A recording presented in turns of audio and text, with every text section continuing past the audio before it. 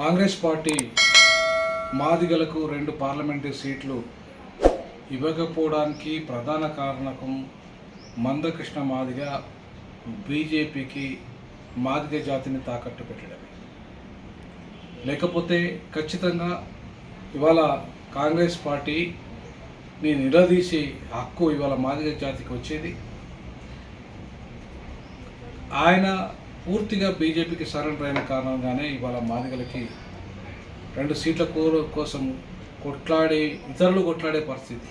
30 ఏళ్ళుగా మాదిగ దండోర ఉద్యమాన్ని నడిపిన మందకృష్ణ మాదిగ ఫెయిల్యూర్స్ అని చెప్పుకోవాలి.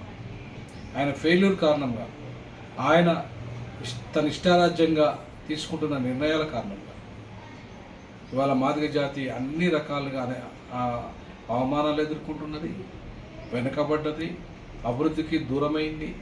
కాబట్టి మందకృష్ణే దీనికి ప్రధాన కారణం. ఇక మరొక విషయం ఏంటంటే, రేవంత్ రెడ్డి గారికి రిక్వెస్ట్ చేస్తూ ఉన్నాం, ఖచ్చితంగా 2 సీట్లు మాదిగలకు ఇవ్వాలని డిమాండ్ చేస్తాము. అంతేకాకుండా ఇంకొకటి కూడా బీజేపీకి ఇవాళ చెప్పదలుచుకున్నాం, మందకృష్ణను నమ్ముకుంటే మీకు అధికారం రావడం కల. ఎందుకంటే 80% మాదిగలు క్రైస్తవులు, వాళ్ళు ఎవరు కూడా బీజేపీ కోటేయరు. మీరు ఎమ్మెల్యే ఎన్నికల్లో చూశారు, ఒక్క రిజర్వేషన్ సీట్ గెలవలే.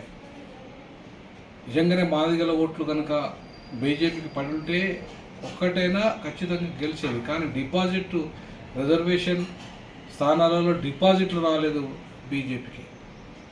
కాబట్టి ఇవాళ మందకృష్ణ మాదిగ మోసాలని మాదిగ జాతి గమనించాలి, రాజకీయ పార్టీలు గమనించాలి. ఇవాళ ఆ జాతిని అస్తిత్వాన్ని కాపాడే విధంగా మేధావులు, విద్యార్థులు అందరూ కూడా ఆలోచన చేయాల్సిన అవసరం ఎంతైనా ఉంది.